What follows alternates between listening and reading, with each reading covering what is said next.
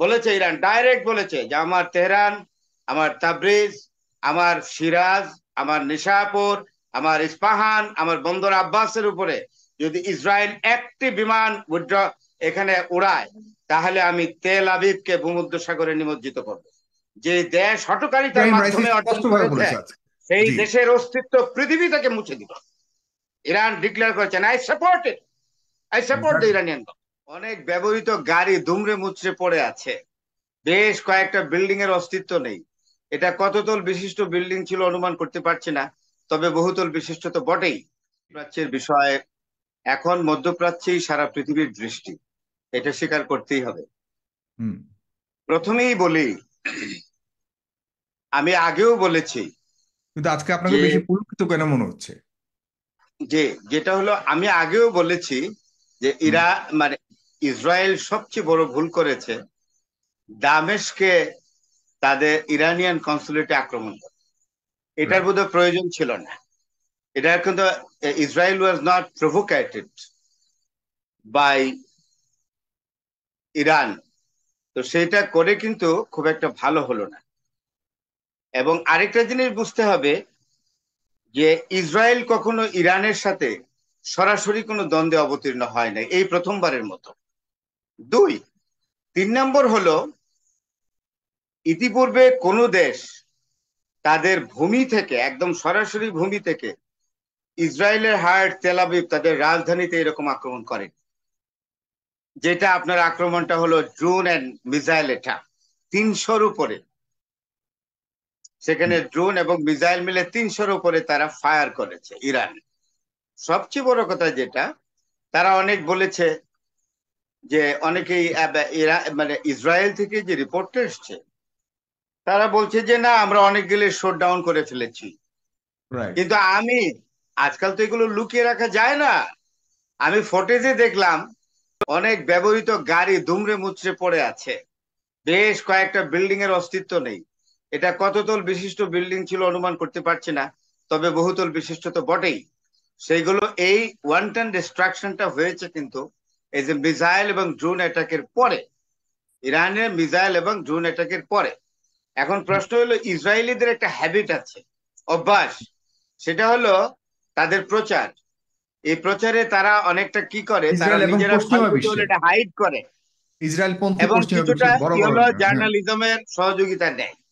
Right. তো ভারতের কিছু মিডিয়া আছে, তারা প্রফেশনালিজমের কারণে, তাদের পার্সোনালি ওইসব সাংবাদিকদের আমি পছন্দও করি, কিন্তু কিছু কিছু সাংবাদিক ভারতের, তারা আসলে বিষয়টাকে কিভাবে দেখছেন আমি জানি না। অনেকেই দেখলাম যে ইসরায়েলের রিপোর্টের লাইন অনুযায়ী, অর্থাৎ ওই লাইনটাকেই ফলো করে তারা রিপোর্টিং করছেন। এখন ইসরায়েলের প্রশ্ন পক্ষে, হলো, সরাসরি ইসরায়েলের পক্ষে এক্সাজারেট করে এবং বলছে। এইটা নিঃসন্দেহে। তাদের প্রফেশনালিজমের জন্য ক্ষতি হচ্ছে। হুম। এখানে আমি আবারও এই ভারতের বিখ্যাত সাংবাদিক, তাকে আমি আবারও স্যালিউট করব, যিনি অত্যন্ত নিরপেক্ষতার দৃষ্টি দিয়ে, নির্ভুল অবস্থান থেকে, মানবিক দৃষ্টিকোণ দিয়ে যিনি বিচার করেছেন, তিনি করণ থাপার, তাকে আমি স্যালুট করি এই অনুষ্ঠান। রাইট। আমার মোবারকবাদ যদি সম্ভব হয় সাগর ভাই তাকে পৌঁছে দিবেন। এ একজন সাংবাদিকদের দেখলাম যে অত্যন্ত নির্মোহ স্থানে থেকে 100% প্রফেশনালিজম নিয়ে এবং এথিক এন্ড মরালিটি বজায় রেখে তিনি এই প্যালেস্টাইনের উপরে, ফিলিস্তিনিদের উপরে ইসরায়েলিদের যে এই যে মাসের পর মাস এই গণহত্যা, তিনি সেটা কভার করেছেন এবং বিভিন্ন বিখ্যাত ব্যক্তিদের তিনি ইন্টারভিউ নিয়ে সেটাকে স্পষ্ট করেছেন যে আসলে ইসরায়েল কি করছে। কিন্তু এখন প্রশ্ন বিপরীতে হলো, বিপরীতে গদি মিডিয়ার ওই ভূমিকার কারণে তাদের প্রতি কি মেসেজ দিতে চান? কোনটা বিপরীতে কোনটা গদি মিডিয়ার যে ভূমিকা, তাদের তাদেরকে কি মেসেজ দিতে চান? না, আমি আমার মেসেজটা হলো এই, দেখেন আপনি একজন সাংবাদিক, আমি একজন বক্তা। আমি যদি গ্রহণযোগ্যতা অর্জন করতে চাই, আমার কাছে কথা স্পষ্ট, আপনিও একজন সাংবাদিক হিসেবে বা একজন চ্যানেলের পরিচালক হিসেবে, একজন খুব খ্যাতিমান অ্যাঙ্কার হিসেবে, যেটা আপনি অর্জন করেছেন এটা নষ্ট করতে আপনার 2 দিন লাগবে। কিছু মনে নেন না, 2টা টক শো করেন, এমন অবশ্যই। ভাবে করবেন যে অন্যায়কে প্রচন্ড ভাবে সমর্থন করবেন। আপনার কাছ থেকে আপনার সাইফুর সাগরকে সমর্থন করা, বা আমি একজন বক্তা হিসেবে আমি নীতি নৈতিকতা থেকে বিচ্যুত হয়ে যদি বক্তব্য রাখি, তাইলে আমার প্রতি যে মানুষের একটা সম্মান বলেন বা আমার হুম। প্রতি যে ভালোবাসা বলেন, এটা উবে যেতে লাগবে, 7 দিনও লাগবে না। দুই নিশ্চয়। তিন দিনেই শেষ। এখন আপনি যে ইঙ্গিতটা করলেন যে সাংবাদিকরা, আমি মনে করি এইসব আন্তর্জাতিক বিষয়ে যে কোনো সাংবাদিক, যে কোনো দেশের সাংবাদিকতা যারা কাজ করেন, তাদেরকে অত্যন্ত নির্মোহ অবস্থানে থেকে 100% প্রফেশনালিজম মেনটেন করে তাদেরকে অবশ্যই রিপোর্টিং করতে হবে। এবং এটা তো সত্যি যে এই ড্রোন অ্যাটাকের পরে ইসরায়েল তো ঘোষণাই দিয়েছিল, তাদের ওয়ার ক্যাবিনেট বসেছে, তাদের জি। সিকিউরিটি কাউন্সিল সাথে সাথে বসছে, ভিডিও ফুটেজে দেখলাম। এবং আমি তো এটাও দেখলাম যে বেনিয়ামিন নেতানিয়াহুর চেহারাটা, যদিও খারাপ ভাবে বলছি না, একটু উদাহরণ দেওয়ার জন্য বলছি, চুপসে গেছেন এই অ্যাটাকের পরে। তার মানে কি, ওনার মিলিটারি যে ইন্টেলিজেন্স থেকে আরম্ভ করে ওনার নিরাপত্তা পরিষদ ইসরায়েলের, তারা সিদ্ধান্তই নিয়েছিল যে তারা পাল্টা আক্রমণ করবে। কিন্তু পাল্টা আক্রমণের গ্রেভিয়েন্স তারা বুঝতে পারলো যখন তারা রেকি করা শুরু করলো।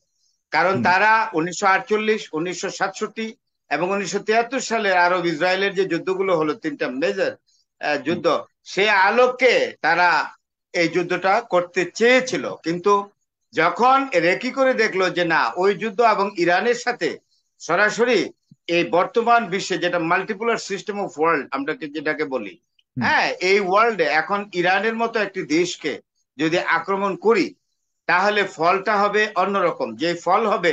এবং আজকে তো আপনার একটা ইন্ডিয়ান মিডিয়া থেকে বলছে যে ইরান তো থ্রেট করেছে যে আমার, বলেছে ইরান ডাইরেক্ট বলেছে যে আমার তেহরান, আমার তাবরিজ, আমার সিরাজ, আমার নিশাপুর, আমার ইস্পাহান, আমার বন্দর আব্বাসের উপরে যদি ইসরায়েল একটি বিমান এখানে উড়ায়, তাহলে আমি তেল আবিবকে ভূমধ্যসাগরে নিমজ্জিত করব।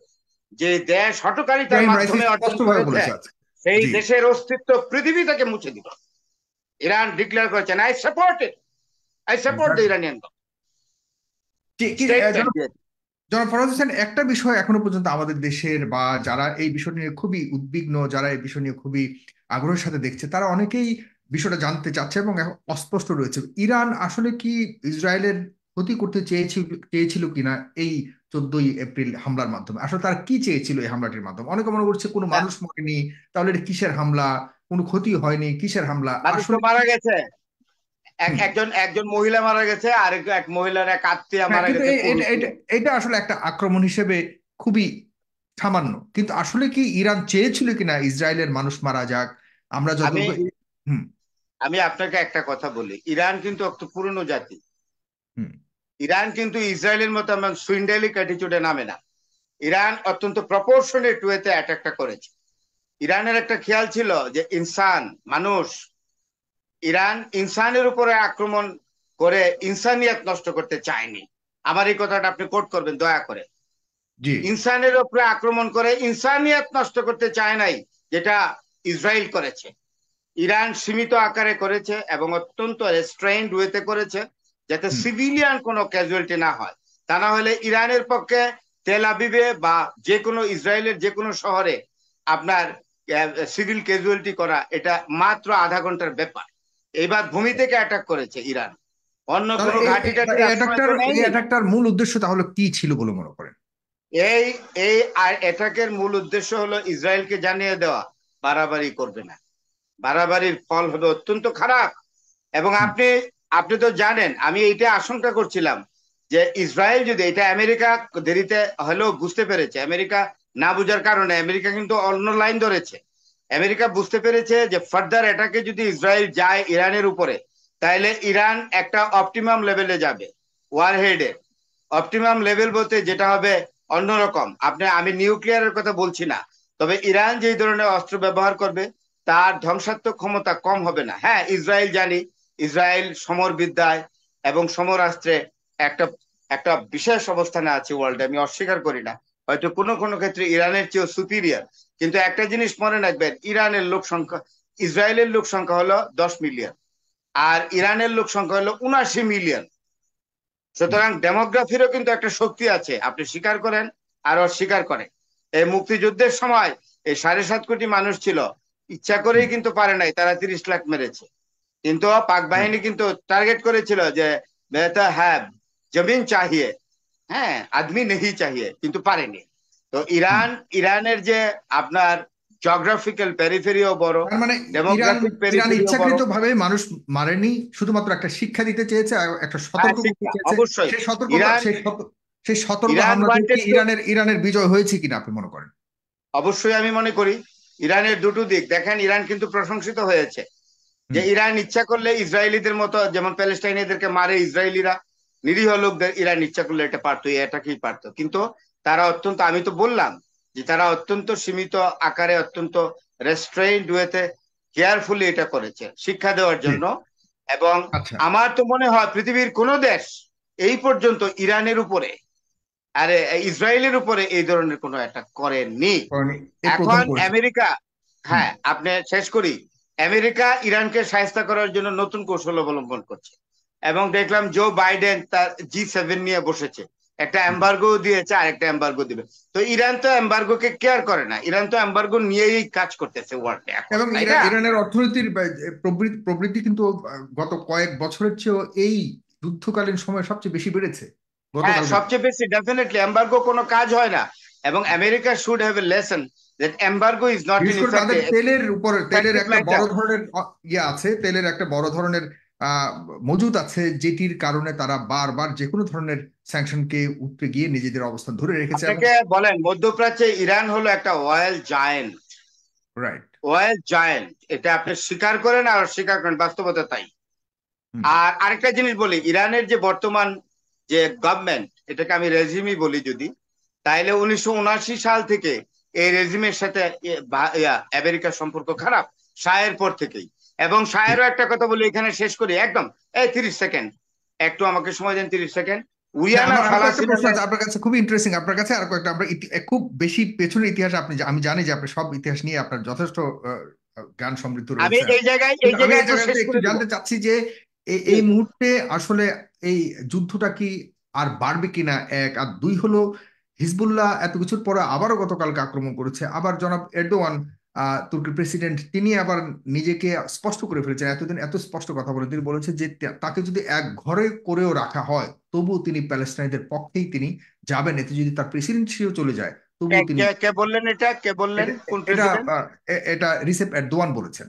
হ্যাঁ, তিনি বলেছেন যে আচ্ছা, এরদোগান। প্যালেস্টাইনদের পক্ষেই এখন তার প্রশ্ন অবস্থান হলো থাকবে। যে আমি আমি একটা কথা তার বলি, মানে কি শুনেন। তার মানে কি এখানে প্রশ্নটা হলো এই, তার মানে কি মধ্যপ্রাচ্যে মুসলিম রাষ্ট্রগুলির প্রধানদের মধ্যে বা মুসলিম রাষ্ট্রের মধ্যে একটা ঐক্যমতের জায়গা তৈরি হচ্ছে কিনা এই অবস্থাতে, যে ইরানের একটা বিজয় আপনি যেভাবে আমি বললেন? আমি আসছি, এই জায়গায় আসছি, অবশ্যই খুব গুরুত্বপূর্ণ প্রশ্ন করেছেন আপনি। প্রথমে আমি যেটা বলবো যে দেখেন, শাহকে তারা আমেরিকা কিন্তু অনেক সাপোর্ট করেছে, কিন্তু সাপোর্টটা তখন চলে গেল কখন জানেন? উরিয়ানা ফালাসি নামে একজন ইটালিয়ান সাংবাদিক আসছিলেন শাহের সাক্ষাৎকার নিতে। উঠে যাওয়ার সময় শাহ বলেন, listen, I would like to give you a very bad news for the western world, আমি তেলের দাম বাড়াবো। এরপর থেকেই খোমেনিকে তাল দিল, তারা শাহকে সরাই দিল। এখন যেটা বললেন এরদোগানের কথা বলছেন, দেন তুরস্ককে আমি ইগনোর করি না, কিন্তু তুরস্কই কিন্তু প্রথম মুসলিম কান্ট্রি যে ইসরায়েলকে স্বীকৃতি দিয়েছিল। এই বিষয়টা কিন্তু ভালো করে নাই। তুরস্ক অত্যন্ত শক্তিশালী দেশ, ইসরায়েলকে 1948-এ প্রথম মুসলিম রাষ্ট্র যে স্বীকৃতি দিল। তবু আমি এরদোগানের এই তখন স্ট্যান্ডকে আমি অ্যাপ্রিসিয়েট করি। কামাল আতাতুর্কের ছিল এই দ্যাট ওই ওয়াজ ধারা ছিল, দ্যাট সুতরাং ওয়াজ দ্য একটা বড় reason, hmm. that was the reason. But there is a basic difference between the character of Kamal Ataturk and Erdogan. Erdogan যেটা করেছেন, আমি এরদোগানকে অবশ্যই অ্যাপ্রিসিয়েট করি। হ্যাঁ, এরা এই যুদ্ধ যদি আরো বাড়ে, তাইলে আরব বিশ্বের যে স্বাভাবিক যে গতানুগতিক যে রেসপন্স ছিল, এটা পরিবর্তন হবে। এবং এই পরিবর্তনের সাথে যুক্ত হবে পৃথিবীর অন্যান্য দেশগুলো, এশিয়ার জায়ান্ট যুক্ত হবে। আমি পরে ভারতের ভূমিকা সম্পর্কে আসবো, যে ভারত পরবর্তী সময়ে জি। ভারতকে কি ভূমিকা নিতে হবে। আপনি বোধহয় এখন স্যারকে অথবা জি, মারুফ ভাইকে স্যারকে না, সময় দিবেন। স্যারের কাছে যাচ্ছি, ডক্টর থ্যাংক কলিমুল্লাহ। ইউ।